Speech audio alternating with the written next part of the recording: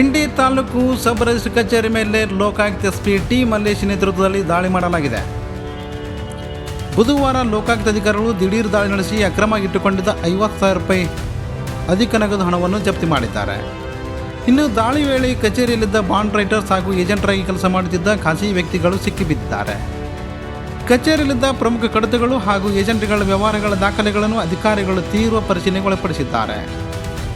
ಇನ್ನು ಸಾರ್ವಜನಿಕ ಬಂದ ದೂರುಗಳು ಹಾಗೂ ಕಚೇರಿಯಲ್ಲಿ ನಡೆಯುತ್ತಿದ್ದ ಲಂಚಾವತಾರದ ಖಚಿತ ಮಾಹಿತಿ ಆಧರಿಸಿ ದಾಳಿ ನಡೆಸಲಾಗಿದ್ದು, ಸದ್ಯ ಕಚೇರಿಯಲ್ಲಿ ತನಿಖೆ ಮುಂದುವರೆದಿದೆ.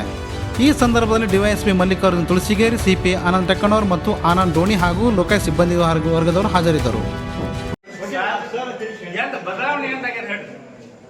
ನಮ್ಮ ಸಬ್ ರಿಜಿಸ್ಟರ್ ಆಫೀಸ್ ಎಂದು ಬದಲಾವಣೆ ಆಗ್ಯದ. ಎಂದು ಸಾಧ್ಯನೇ ಇರಲಿಲ್ಲ.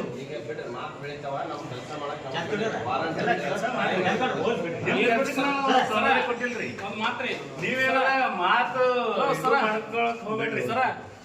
ಬೆಳಿಗ್ಗೆ ಲೋಕಾಯುಕ್ತರು ಒಂದು ಮ್ಯಾರೇಜ್ದು ಅಪ್ಲಿಕೇಶನ್ ಕೊಡ್ರಿ ಸರ್. ನೀವು ಕೊಡ್ರಿ ಒಳಗೆ ಕೊಟ್ಟಿವಿ. ರಿಸೀವ್ ಮಾಡಿಲ್ರಿ. ನಂಬರ್ ಕೊಟ್ಟಾರ ಇದು ನಂಬರ್ ಅಪ್ಲಿಕೇಶನ್ ಕೊಟ್ಟ ಹಾಕಿಸಿಂದ್ರ ಫಾರ್ಮ್ ಎಲ್ಲ ಕೊಟ್ಬಿಟ್ರೆ ನಂಬರ್ ಕೊಟ್ರಿ ಯಾರ ಹತ್ರ ಮತ್ ಮಾಮೂಲಿ ಒಳಗೆ ಇಲ್ಲಿ ಹೇಳ್ರಿ. ಇಲ್ಲ ನಂಬರ್ ರೆಕಾರ್ಡಿಂಗ್ ಮಾಡ್ಬೇಕು. ನಂಬರ್ ರೆಕಾರ್ಡಿಂಗ್ ಮಾಡಬೇಕು. ಆಫೀಸರ್ಸ್ ಒಂದು ರೆಕಾರ್ಡಿಂಗ್ ಬಿಡ್ತೀರಿ. ಈಗ ಅವ್ರಿಗೆ ತೊಂದರೆ ಕೊಡತ್ತೀರಿ ನೀವು. ಯಾರಿಗೆ ತೊಂದರೆ ಕೊಡತ್ತೀರಿ?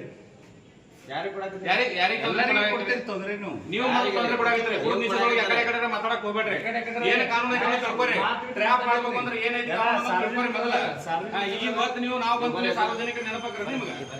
ಇವತ್ತು ನೆನಪಾಕ್ರ ದಿನ ಏನ್ ಮಾಡ್ತಿರ್ತೀರಿ ನೀವು? ನೀವ್ ಏನ್ ಮಾಡ್ತೀರಿ ನಮ್ಮದಲ್ಲ. ನೀವ್ ಏನ್ ಮಾಡ್ತಿರ್ತೀರಿ